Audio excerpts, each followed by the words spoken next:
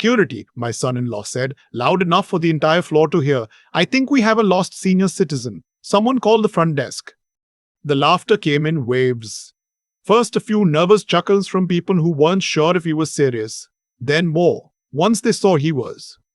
I was standing in the lobby of Hargrove Capital Management on the 31st floor of the Meridian Tower in downtown Charlotte. I'd driven 3 hours from Asheville that morning. I was wearing the same tan jacket I'd worn to my wife's funeral 8 years ago because it still fit and I still liked it. My shoes were clean but not new. I had a thermos of coffee I'd made at the motel on South Tryon because I don't enjoy paying $6 for something I can make myself. My son-in-law, my daughter's husband of 4 years, stood 20 feet away with his hand resting on a colleague's shoulder, enjoying himself. Dad, he said, dropping the formality but keeping the smile, I think you might have the wrong building. The VA is over on Moorhead. More laughter. Someone near the window actually turned away, pretending to look at something outside. I noticed that. I noticed things. I said nothing. I took one slow sip from my thermos, put the cap back on, and found a chair near the elevator bank. I sat down. His expression shifted just slightly. Not enough for anyone else to catch, but I caught it. He didn't know what to do with silence. Men like my son-in-law never do. I should tell you how I ended up there. My daughter's name is Joanna. She's 34 years old, and she has her mother's eyes and her mother's stubbornness and, unfortunately, her mother's tendency to protect the people she loves from the truth about those people. She married a husband. I'll call him Merritt because that's his name. 4 years ago in a ceremony at a vineyard outside Greenville. I walked her down the aisle. I gave a toast. I meant every word of it. Merritt worked in wealth management. He was good-looking in a way that photographs well, and wears thin in person. All joy and confidence, and the kind of handshake that's more performance than greeting. He talked about markets the way some men talk about sports, with just enough jargon to make you feel you'd need a glossary to keep up. Joanna seemed happy. That was what mattered to me. But the first year, things seemed fine from the outside. They bought a house in Dilworth, a nice neighborhood. Solid bones, good schools nearby. They had 2 kids, my grandchildren Rosie and Sam. Rosie was 3 when I first started noticing things. Sam was 18 months. I noticed that when I drove down to visit, the house looked different. Not bad, exactly, but stretched. Like something behind the walls was pulling in opposite directions. The refrigerator was full, but the pantry wasn't. Rosie's shoes had a split along the sole that someone had pressed back together with what looked like super glue. Sam's coat was one he'd inherited from a neighbor's kid, 2 sizes too big, the zipper replaced with a safety pin. Merritt's car was a new Audi Q7. Silver. He mentioned its horsepower twice in one evening. I didn't say anything to Joanna, not yet. I watched. The second thing I noticed was that she'd stopped calling on Sunday mornings. We'd had a standing call every Sunday since her mother passed. Just 40 minutes, coffee on both ends, talking about nothing important. Then one week she called on a Tuesday. Brief, distracted, and after that the Sundays went quiet. I asked once if everything was okay. She said she'd been busy. Her voice had a quality I recognized from when she was a teenager in keeping something from me. A kind of careful evenness. Like she was measuring each word before she let it out. The third thing I noticed was Merritt's behavior at Thanksgiving. He was on his phone through most of dinner. Not discreetly, openly, one hand on the table, the other scrolling. Joanna got up 3 times to refill things no one had asked for. At one point, Rosie tugged on his sleeve to show him a drawing she'd made. A horse. She'd worked on it all morning. I'd watched her. He glanced at it for 2 seconds and said, "That's great, bud," and went back to his phone. I watched Joanna watch him do that. She didn't say anything. She smiled at Rosie and said it was a beautiful horse, and that Daddy was just finishing something important. I put my hand on Joanna's hand for a moment. She squeezed it once and let go. I drove home to Asheville that night instead of staying over like I usually did. My nephew's daughter Fitch. I'm 63 years old. I spent 31 years as a civil and environmental engineer, mostly in water infrastructure, dams, treatment facilities, pipeline systems across 6 states. When I retired 7 years ago, I had 2 patents, a firm I'd co-founded that had since been acquired, and more money than I've ever found a comfortable way to talk about. I live modestly because that's how I was raised and because I genuinely prefer it. I drive a 2017 Ford F-150 with 112,000 miles on it. I make my own coffee. I own land. None of that is what this story is about, but it becomes relevant. In January, about 8 months before I walked into that lobby in Charlotte, I called my accountant and asked him to do something for me. His name is Fowler, Graham Fowler, and he's been handling my affairs for 19 years. He's a careful man, not easily surprised. I asked him to help me find a private investigator, someone discreet, someone good. He gave me 3 names. I chose the one in the middle, a woman named Petra who worked out of a small office in Hickory and had spent 12 years as a fraud examiner before going independent. I drove to Hickory on a Wednesday and explained the situation. I told her I wasn't certain anything was wrong. I told her I wanted certainty before I did anything. She quoted me a flat rate for 2 weeks of surveillance and background work. I wrote the check that day. What she found in those 2 weeks took another 3 weeks to fully document.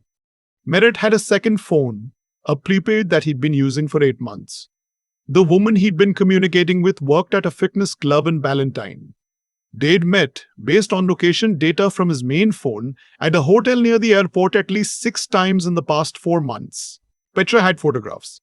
She had receipts she'd obtained through means I didn't ask about. She also had, because she was thorough, a partial picture of Merritt's finances that she handed off to a forensic accountant colleague of hers, a man named Sorberg, who completed what she'd started. The finances were the part that took my breath away. Merritt managed other people's money for a living. He understood, professionally, how to move it. What he'd done with his own household finances was either spectacularly reckless or deliberate, and after looking at Sorberg's report, I believe it was somewhere between the two. He had personal accounts Joanna didn't know about. He'd been pulling from their joint savings on a schedule, irregular enough to look like normal spending, but consistent enough. Over time, to have drained approximately $62,000 in 2 years. Their mortgage was 3 months behind. Joanna's car needed brake work that hadn't been done. Rosie's dental appointment had been rescheduled twice. The Audi Q7 was leased. He was 2 payments behind on that too. I sat with Solberg's report for a week before I did anything. I took long walks. I made a lot of coffee. I thought about Joanna and how she would take this. I thought about Rosie and Sam and what stability means to children their age, how it lives in them at a molecular level even when they don't have words for it. I thought about Merritt and whether there was a version of this where I was wrong or where he deserved a different kind of conversation. I concluded that a man who ignores his daughter's drawing to text another woman while his wife makes excuses for him has already made his choices. I didn't call Joanna, not yet. I had one more thing to do. I had heard Joanna mention more than once that Merritt's firm was looking for new high-net-worth clients. There was a quarterly review dinner coming up, something the partners hosted for prospective investors, and Merritt had apparently been trying to land a specific introduction, a retired energy executive type with substantial liquid assets. Someone, as Joanna put it without knowing she was describing her own father, who seemed understated but turned out to be worth knowing. I called Hardgrove Capital Management and asked to speak with someone about a portfolio consultation. They were very prompt about returning my call. The meeting was scheduled for a Tuesday. I drove to Charlotte the night before, checked into a motel on South Tryon, ate at a diner around the corner. I slept well. In the morning, I made coffee in the little machine on the dresser and sat at the edge of the bed looking at my phone, at a photo of Rosie and Sam from Christmas. Rosie in her patched coat, Sam asleep in her lap, and I felt something settle in my chest. Not anger. Something past anger. Clarity. I wore the tan jacket. The lobby of Meridian Tower had marble floors and a security desk and the kind of ambient lighting that cost more than most people's mortgages. I signed in and took the elevator to 31. The receptionist was expecting me, Mr. Fitch, 2:30. Portfolio consultation with senior advisor team. She smiled and offered me water or coffee. I said I'd brought my own. I was sitting in the waiting area when Merritt came around the corner from the open floor plan, and I watched the exact sequence of expressions cross his face. Recognition, confusion, a flicker of something that might have been concern, before he put the smile on and turned it into a performance. "Security," he said. "I think we have a lost senior citizen." And then I sat down and opened my thermos and waited. The receptionist looked uncertain. She glanced between us. I gave her a small nod, the kind that says, "This is fine, I'm fine, no need to escalate." She seemed to decide to believe it. Merritt came over to where I was sitting. He crouched slightly, the way people do when they're trying to seem less threatening, but actually just want to maintain the visual advantage. Dad, he said, quieter now, what are you doing here? I have a 2:30, I said. A 2:30 what? Appointment. He stared at me. With who? Before I could answer, a door at the far end of the floor opened and a woman in her mid-50s walked out, silver-haired, efficient in her movements. The kind of person who runs meetings without announcing that she's running them. She looked across the floor toward the reception desk, then at me, and her face opened into something genuine. Mr. Fitch, she said, extending her hand. I'm Adele Hargrove. Thank you for making the drive. Merritt stood up. Adele Hargrove was the managing partner. I had done my homework. I appreciate you making time, I said. Absolutely, she said. We've been looking forward to this. She turned to Merritt with a smile that was professional and complete. Thomas, I'll take it from here. You can head back to your desk. His name was Merritt, but she called him Thomas because his full name was Thomas Merritt, and at work he went by his last name. A fact I had not known until that moment and found privately satisfying. He said nothing. He took a step back. The entire floor, which had gone very quiet, watched him do it. Oh, Adele said, pausing as if she'd just remembered something, and her voice carried the particular call of someone choosing their words precisely. I should mention, HR has been trying to reach you this afternoon. Something about the Kellerman account. You'll want to handle that before end of day. I looked at Merritt. Thomas request once. Just once. He looked back at me and I watched him understand. The Kellerman account, I had come to learn through Petra and Solberg's work, was where two of Merritt's clients had filed a joint complaint 3 weeks prior regarding undisclosed fee structures. Adele Hargrove, when I'd spoken with her on the phone 2 weeks before our meeting, had been professionally neutral when I mentioned I'd heard some concerns to industry contacts. She had not confirmed or denied anything, but she had said with a precision I respected, "We take those concerns very seriously, Mr. Fitch." I followed Adele Hargrove down the hallway to the conference room. The floor behind me was quiet for a long moment. Then I heard it begin again. The low murmur of people at their desks pretending they hadn't seen what they'd just seen. Adele and I spent an hour talking. It was a real conversation. She was sharp and direct and asked good questions. I told her honestly what I was looking for and what I wasn't. We shook hands at the end and agreed to a follow-up in 3 weeks. Whether I ultimately placed anything with her firm was beside the point, though as it happened I did. I was back in the elevator at 3:40 when my phone rang. It was Joanna. "Dad," she said, and her voice had that careful evenness again. Were you just here? At Merritt's office?" "I had a meeting," I said. A long pause, then, "He called me. He's upset." "I imagine he is. He says you humiliated him." I looked at the elevator doors. The metal was polished enough to show a blurred version of my own face.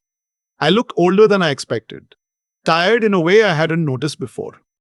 "Joanna," I said, "I need to see you this weekend, not on the phone." Another pause. "Is something wrong?" "I'll explain everything when I see you. I just need you to bring Rosie and Sam." She agreed. Her voice, by the end of that short call, had shifted. The careful evenness gone, replaced with something quieter and more fragile. She knew. Not the specifics, not yet, but she knew.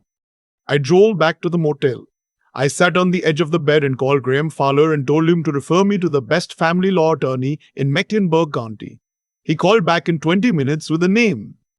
Joanna came to Asheville that Saturday with the kids. She left Merritt at home. When she arrived, Rosie ran to me from the car the way she always does, arms out, and I caught her and held on a little longer than usual. Sam was walking steadier than I remembered. I made grilled cheese and cut the sandwiches into triangles because that's how Rosie likes them. After the kids were settled in the living room with the television on, Joanna and I sat at the kitchen table and I put Petra's report in front of her and Solberg's summary and the photographs. I did not say anything while she read. I got up twice to check on the kids and came back both times to find her still reading. Very still, the way she used to be as a girl when she was working something out and didn't want to be interrupted. When she finished, she looked up at me. Her eyes were dry. That surprised me. "How long have you known?" she asked. "Since March," I said. "I wanted to be sure before I told you." She nodded slowly. She turned one of the pages over, then turned it back. "The mortgage," she said. "Yes." 3 months. 3 months. She put her hands flat on the table. I thought I was just bad at tracking things. I thought I kept miscounting. Her voice was very quiet. He kept saying we were fine. I reached across and put my hand on hers. She didn't pull away. The divorce attorney, a woman named Cecile Bloward, whose office was in uptown Charlotte, was, in the estimation of 3 separate people I asked, the best in the county. Joanna called her on Monday. I paid the retainer. Cecile moved quickly and with the kind of focused precision that is only possible when someone has seen every variation of a particular human disaster and has stopped being surprised by any of them. The proceedings took 4 months. Merritt Thomas hired his own attorney, a man who specialized in high-asset divorces and was apparently under the impression that Joanna was the one without resources. That assumption was corrected during the first deposition when Cecile introduced Solberg's financial forensics and Petra's documentation. After that, the other side went very quiet and stayed quiet. Merritt left Hargrove Capital Management 6 weeks after my visit. The circumstances were, as Adele Hargrove told me in a brief follow-up conversation, an internal matter she couldn't discuss. I didn't press. The house in Dilworth sold in the settlement. Joanna took a rental in South End that was smaller but clean, with a yard which mattered for the kids. I drove down 4 weekends in a row and helped her put it together. Furniture from an estate sale, paint, a swing set I assembled on a Sunday afternoon with Sam sitting beside me, handing me bolts in the wrong order and explaining the process with great authority. Rosie got new shoes. I took her myself. She chose a pair with a Velcro strap that lit up when she walked, and she spent the entire drive home stomping her feet on the floor mat to make the lights go on. I watched her in the rearview mirror doing this for 40 minutes and I didn't say a word, just let her stomp. I don't know what Merritt is doing now. I don't think about it much. Some people expect a particular kind of ending. Ruin, public shame, a moment of confrontation where everything is named out loud. What I found in the end is that the thing that mattered most was much quieter than that. It was Joanna at my kitchen table on a Saturday morning, 3 months after the divorce was finalized. Drinking coffee, her feet tucked under her on the chair the way she used to sit as a teenager. Watching the kids through the window as they played in the backyard, not saying anything for a while. Then she said, I forgot what it felt like. What felt like? I asked. This, she said. Just this. I topped off her coffee and sat back down and we watched the kids through the window together. That's what I went to Charlotte for, not the conference room or the handshake or the look on his face in the lobby. All of that was just the mechanism. The thing itself was this. My daughter bleeding easy on a Saturday morning and the kids in the yard. And enough time. I think about Rosie's shoes a lot. The ones with the split sole someone had pressed back together with super glue. I noticed them through a window from a car on a Sunday afternoon when I was trying to decide whether I was seeing what I thought I was seeing, or just an old man looking for problems that weren't there.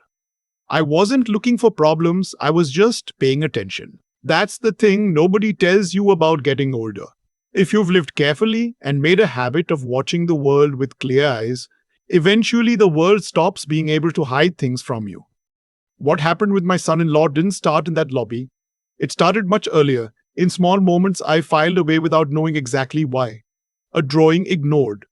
A phone that never left his hand. My daughter's voice on a Tuesday instead of a Sunday, measured and careful in a way that broke my heart a little every time I heard it. None of those things were proof of anything on their own. But I'd spent 30 years in engineering, and engineers don't dismiss data just because it's inconvenient. You look at what the numbers are telling you. You follow the pattern to where it leads. That's what I did. Slowly, quietly, without announcing any of it. I hired people who were better than me at finding certain kinds of truth. I read the reports when they came back. I sat with what I learned for a week before I moved, because the right response to hard information is not a reaction, it's a decision. There's a difference. Reactions are about your own feelings. Decisions are about outcomes. I wanted a specific outcome. My daughter flee, my grandchildren stable, and the man responsible for their situation has to account in a way that was accurate and proportional and real. I don't think what I did was complicated. I think it required 3 things that are harder to hold together than they sound. The first is character, knowing what you actually stand for when it costs something. It's easy to have values when nothing's at stake. The morning I drove to Charlotte in my old jacket with my thermos of motel coffee, I wasn't performing anything. I was just being exactly who I've always tried to be and trusting that it was enough. The second is judgment. Not intelligence, judgment. The ability to see a situation clearly, gather the right information, find the right people, and act at the right moment. I didn't walk into that lobby in a rage. I walked in because I had a 2:30 appointment and I had done my homework. The outcome followed from the preparation, not from any dramatic gesture on my part. The third is what I'd call endurance of the unglamorous kind. It's not the dramatic stand. It's the week of long walks after reading Solbert's report, deciding slowly and carefully what to do. It's the 4 weekends in a row driving to Charlotte to have Joanna put her new place together. It's assembling a swing set on a Sunday, with Sam handing you the wrong bolts and explaining the process with great authority, and finding that the most important thing you can do in the world right now is be present for that exact moment. Joanna is doing well. The kids are doing well. That's the only scoreboard I check. I still make my own coffee.